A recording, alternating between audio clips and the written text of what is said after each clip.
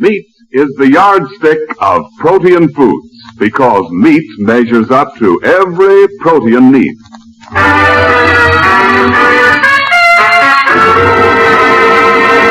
The American Meat Institute presents The Life of Riley, a half hour with radio's friendliest family, and starring William Bendix as Riley.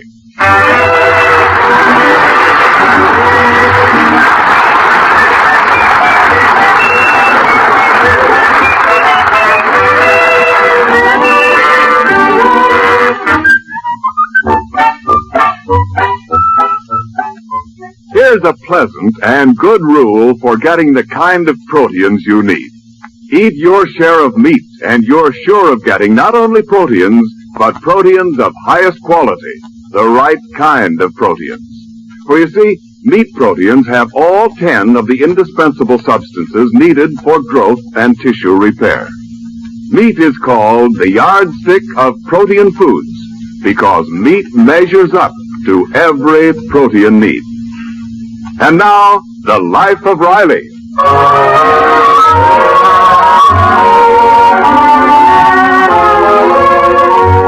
Well, as we peer into Riley's home life this fine Sunday, the Lord and Master is still in bed.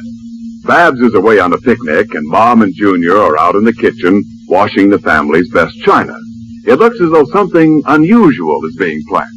Okay, Mom. I dried all the plates, so I'm going out. Not until you dry the cups and saucers. You know we're having company later. Okay, but I bet I'm the only guy in my gang with dishpan hands. Take my dear, help me with these bundles. What an ordeal this shopping is. Quiet, Uncle Baxter. Don't let Riley hear you. Gosh, look at all the stuff. Bologna, olives, herring, frankfurters, liverwurst. Somebody important coming, Mom? Just some old friends of your father's, Junior. But I don't want him to know about it till they get here. It's a surprise. Don't worry. I won't squeal. Boy. Junior, where are your manners? Stop sampling that bologna. These olives are sublime. Mother, we now have 5 less olives than we just had. Stop showing off, Junior. I know you can count. Uncle Baxter, put the food in the icebox while I take in this breakfast tray to Riley, will you? Breakfast in bed? Peg, you'll spoil your husband. Well, he's had a very hard week. Besides, I want to get him in a good mood so I can get him out of the house. Well, Mom, I'll carry the tray. No, that's all right, dear. I can manage. Junior, if I took a few more olives and you didn't say anything, you could take another slice of liverwurst and I wouldn't say anything. Oh, kind of a non-aggression pact, huh? Okay, Uncle Baxter.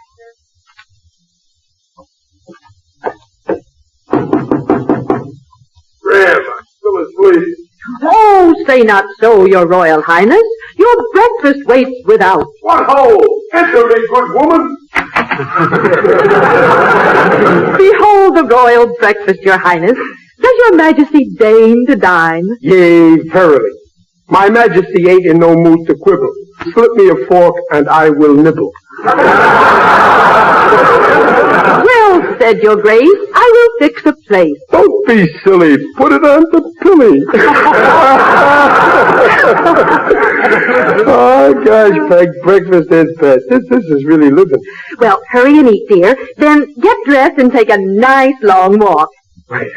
Wait a minute. This is my day of rest. Well, I want to clean up the house, Riley.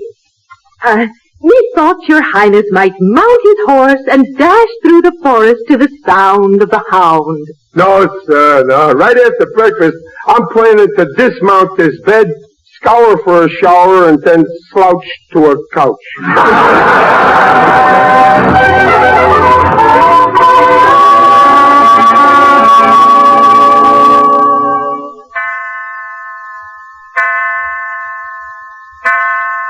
1 o'clock.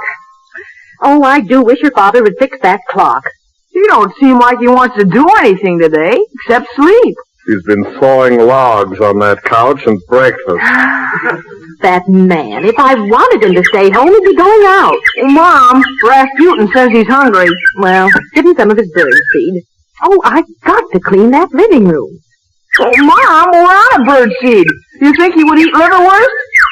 Junior, a canary will not eat liverwurst. Would I eat birdseed? Well, lately you've been whistling a lot. Oh, Junior, don't you be so fresh. Pig, I have a capital idea. Send Riley to get that special birdseed, the kind that they sell only at the pet shop in Hollywood. That'll get him out. Why, yes. And you'll get back here at about 6, just in time. Now I'll see if I can get him up. Uncle Baxter, listen to him. He's sleeping like a baby. A baby rhinoceros. Oh, he looks so happy. I hate to disturb him. Riley. Riley. What's the matter? Riley, it's 1 o'clock. Wake up. What a dream. I was getting a double rest. I was dreaming that I was sleeping.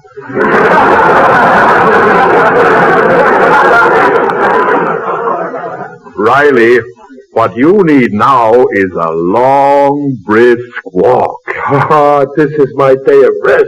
Oh, Pop, Rasputin's awful hungry. Yes, dear, we're out of birdseed. Riley, why don't you ride to Hollywood and get him some? I got a better idea. I'll give the canary a nickel. Let him fly to Hollywood and fly what he wants. Dear, don't you care that the canary's hungry? I care so much, I stopped off yesterday and got him his birdseed. Oh, Riley. Come on, pretty Woody. We'll take you out to the back porch and put on your nose peg. And after that, dear, why don't you go to a movie, a double feature? Oh, no, I got other plans. I'm going to knock off a few hours sleep so I won't be tired tonight when I go to bed.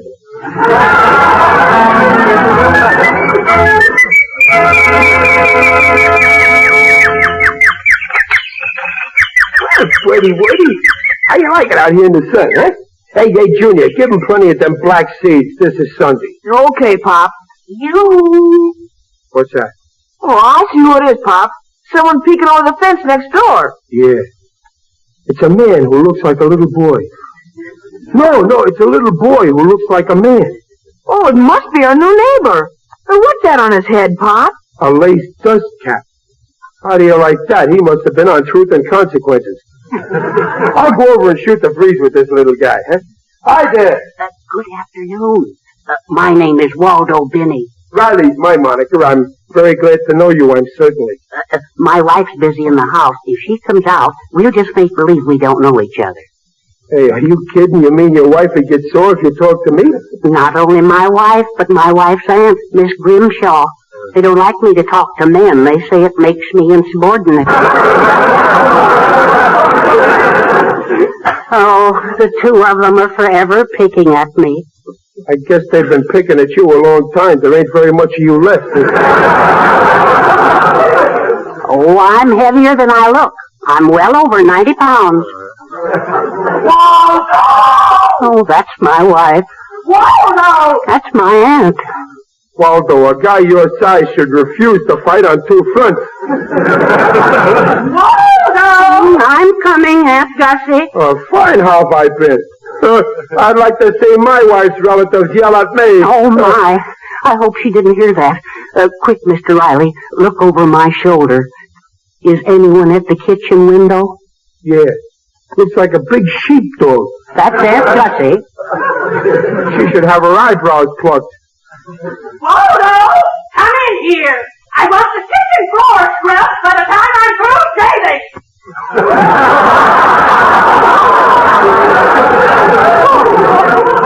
Waldo, what does your aunt use, a straight razor or a safety?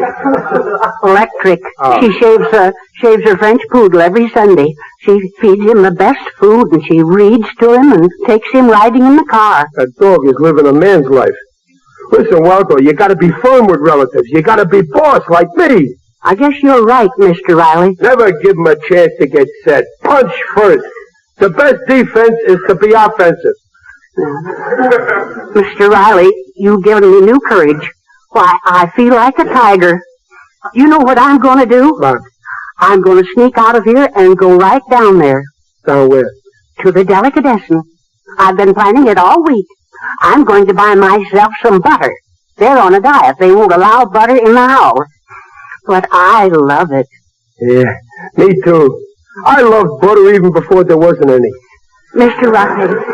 Riley, you've given me a new outlook. I'll show 'em who's boss. Now you're talking, Tiger. Let's go to the delicatessen. Maybe I'd better think this over. Now, look, don't be scared, pal. You're going to the delicatessen right now. I'm going to convoy you.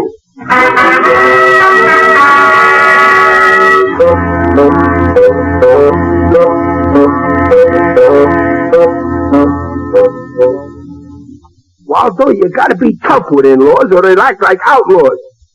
Like, for example, I like the white meat of the chicken.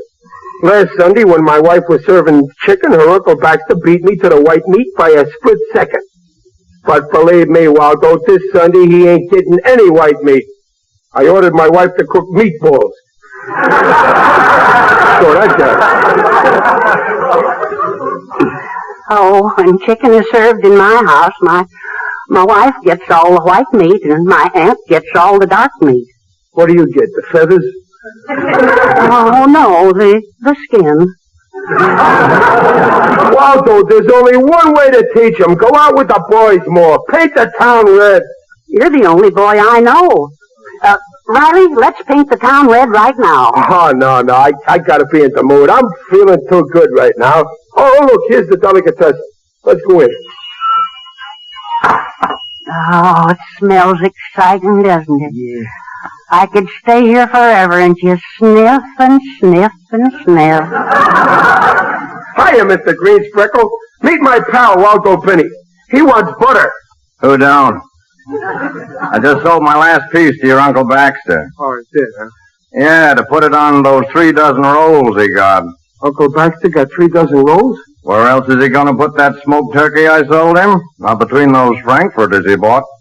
Took away 4 bags of food. Came to $6.02. Will you pay now, Riley? Well, Waldo, it looks like your butter's... he charged all that food to me? It's $6 worth of delicatessen? What could that leech want with all that stuff? Oh, Riley, don't you know? He couldn't be running a black market. He ain't that crooked. Said it was for some friends coming over to your house. Well, I didn't invite no friends. Not your friends, his friends. Riley, didn't you know that either? No, but Peg must have known it. Aha! A conspiracy. Put your foot down, Riley. I will, on Baxter's neck. So that's why they was trying to get me out of the house. I ain't good enough to be around when Baxter has his friends in. Show 'em who's boss.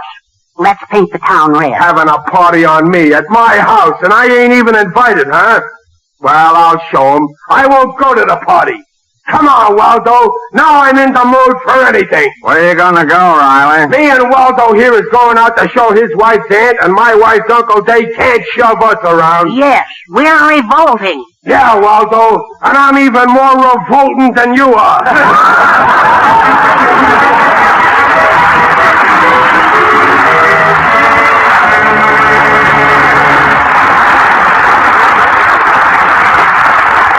And now, while Riley and his admiring pal Waldo go out to revolt against family oppression, this is Ken Niles with a question. Have you ever seen an assembly line?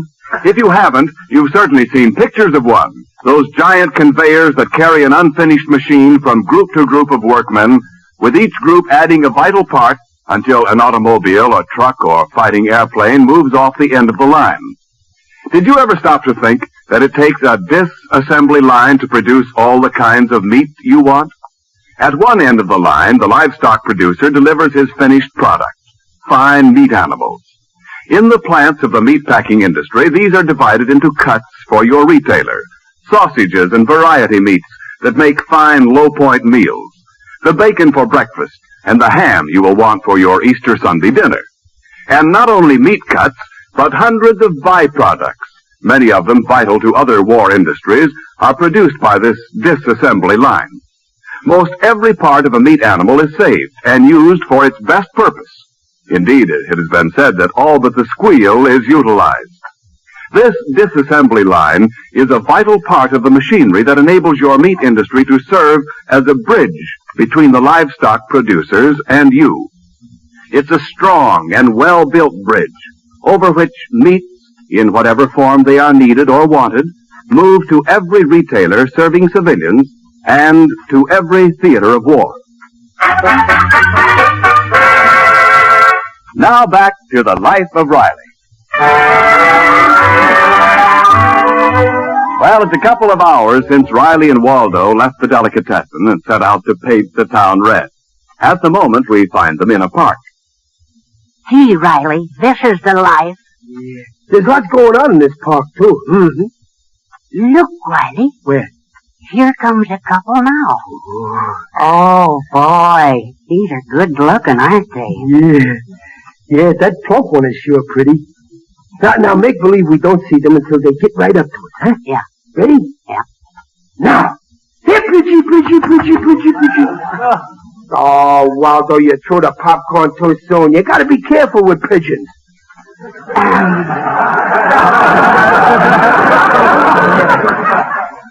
Riley, this is too tame. Huh? Let's just go and get us another drink. No more drinks. You've already had 7 malteds. You'll curdle. Oh, gee, I wish I'd brought some money with me. Well, I got some, but it's really Peg's house money. Hey, Waldo, what's that you're standing on? Oh, where? There. Oh, it's an envelope. It's open. What's inside? Gee, 2 tickets to a theater. Look what it says on them. Men, do you want to dominate? Do you want to learn the secret power over others? That's for you, Waldo. And look what else it says. Free, free, free. Well, so far, it's a great show. Okay, Waldo, let's go.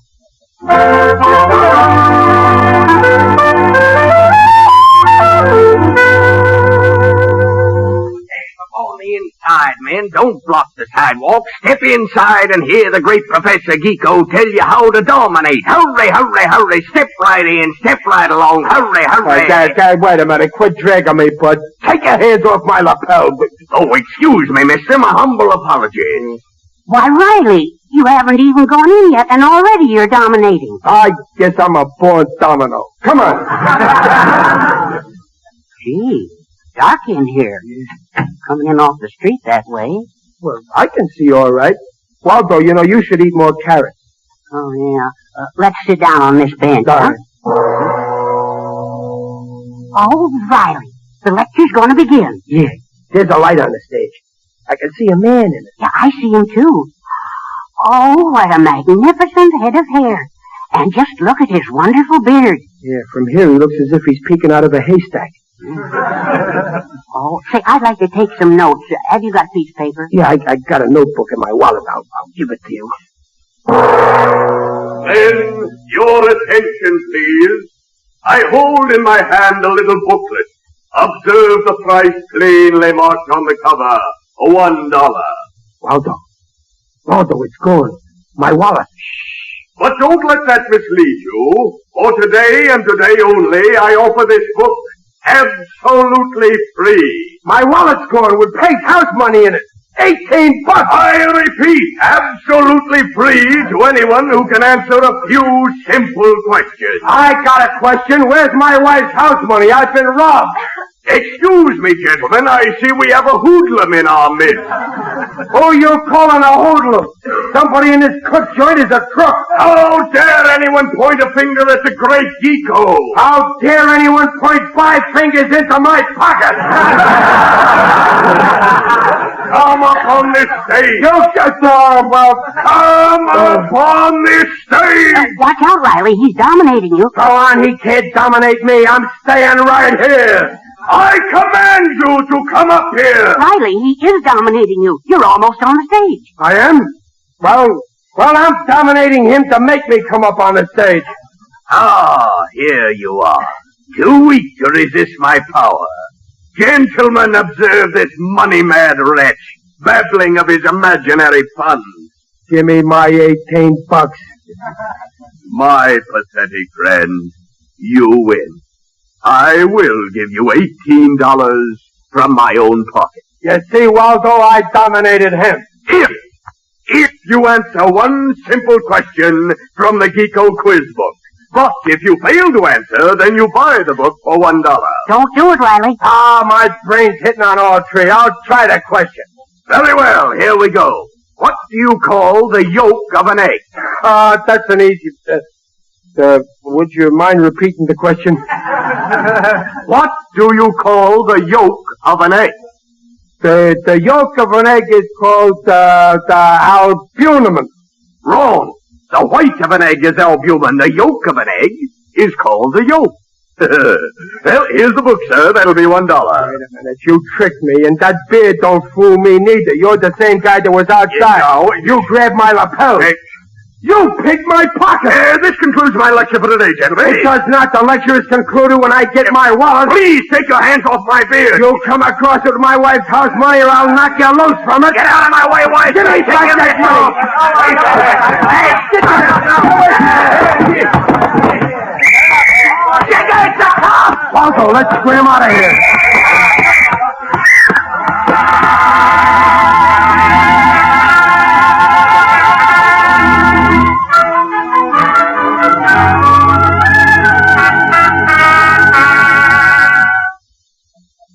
My, what a thrilling experience. That top swinging that club reminded me of my Aunt Gussie.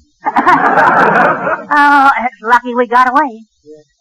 Gee, I gotta get 18 bucks before I go home. Oh, don't worry. You're boss in your house. Oh, I know, but I don't like to say I was sap enough to get my pocket picked. Hey, look across the street. Yeah?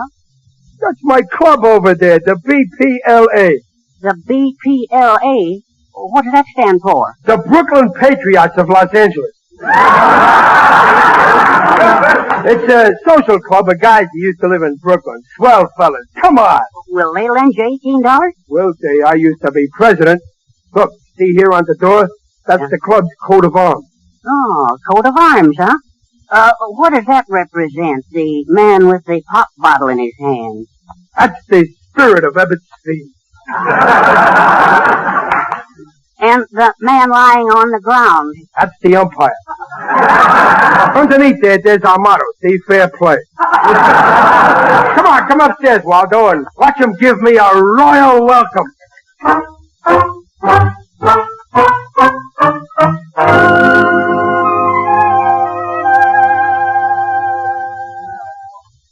Say, guys, ain't it time we went to Riley's birthday party? Yeah, I think we better blow. Come on.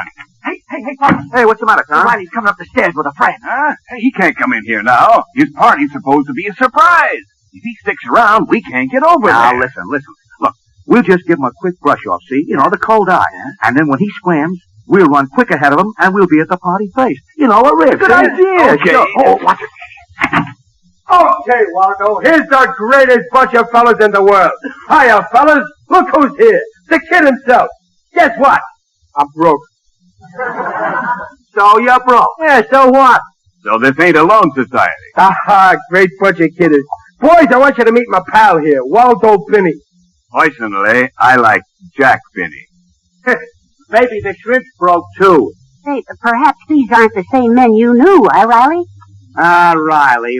Let me see now. I used to know that name. Say, boys, ain't Riley the guy that's so far back in his dues? Yeah, he's the jerk. What do you mean, dudes? I maybe missed a month. I'll pay now. I mean, tomorrow. I got my pocket picked. Hey, I know this Sherrington now. Alibi Riley, always making a touch. Listen, you, many's the time you come to me and... Oh, you're kidding. You're kidding, Waldo. Come on, Waldo, we'll shoot a game of pool. Hey, you want to make a third, Harry? I'll spot you 10. I only play with friends. Well, since when ain't we friends? Hey, wait a minute. What goes here? Harry, ain't it time some people was home? Oh, yeah, don't tell me what to do. I'll go home when I get ready. Come on, Waldo, I'm ready. Just goes to show you can't trust them flatbush guys. I'm resigning. I'm turning in my Sorocho button. Let's go, Waldo.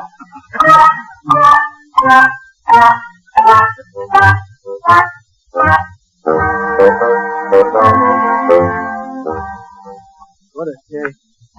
And it all started out so swell, too. Breakfast in bed. Now look what happens. I lose all my friends. Oh, don't be discouraged. You made a new friend today. I'll give you the shirt off my back. Oh, thanks, Waldo, but I couldn't wear a size 13. Well, here's your house, Riley. Oh, yeah. Well, say, why don't you go in and join the party? I'm no hypocrite. I may pay for Baxter's food, but I won't eat it. Hey, wait a minute. Why should I take all this from him? I got half of my mind to tell him off. Yeah, I will. I'll show him who's boss in my house. Now look, Baxter. Hey, look at all them guys from the club. Oh, Riley, you almost missed your own party. Don't you ever remember what day this is? It's your birthday. What day is it? Hey, Waldo, come on, it's my birthday. Come on in and paint my house red. My, you are popular after all. Well, sure, that's what I've been telling you. I'm a big guy around my own house.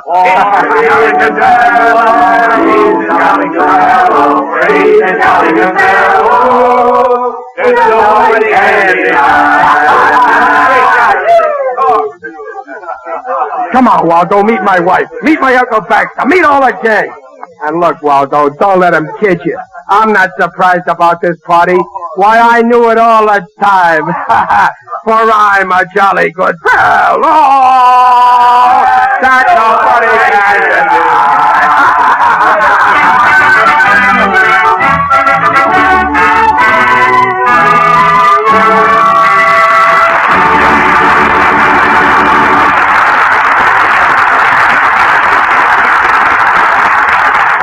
The Rileys will be back in just a moment.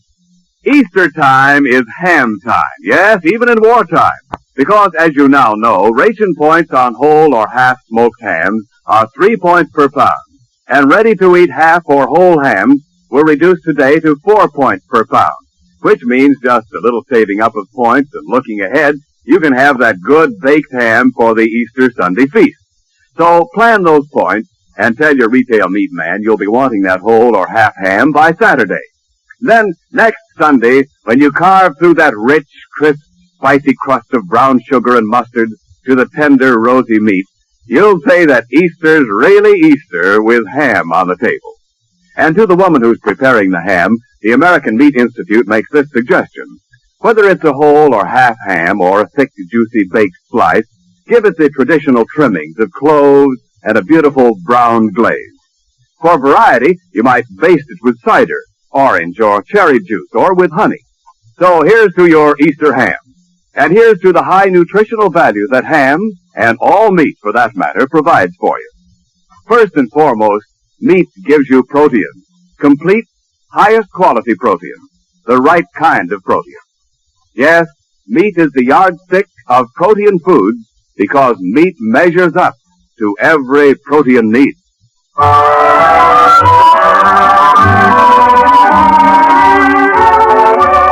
All statements regarding the nutritional value of meat made on this program are accepted by the Council on Foods and Nutrition of the American Medical Association.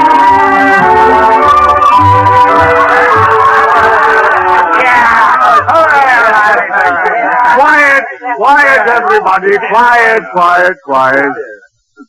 My dear nephew, the evening would not be complete unless I read this little poem which I wrote commemorating this occasion. A poem for me? Oh, you shouldn't have done it, Uncle Baxter. Well, here's the way it goes. To my dear nephew, you give me lots of happiness. You give me many thrills. You give me joy and gladness. But Baxter, you just give me bills. Oh, that's good on you, Baxter. You got to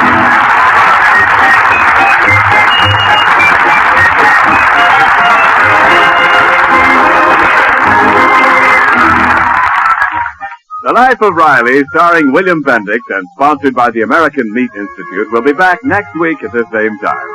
Mr. Bendix appears on this program by arrangement with Hal Roach.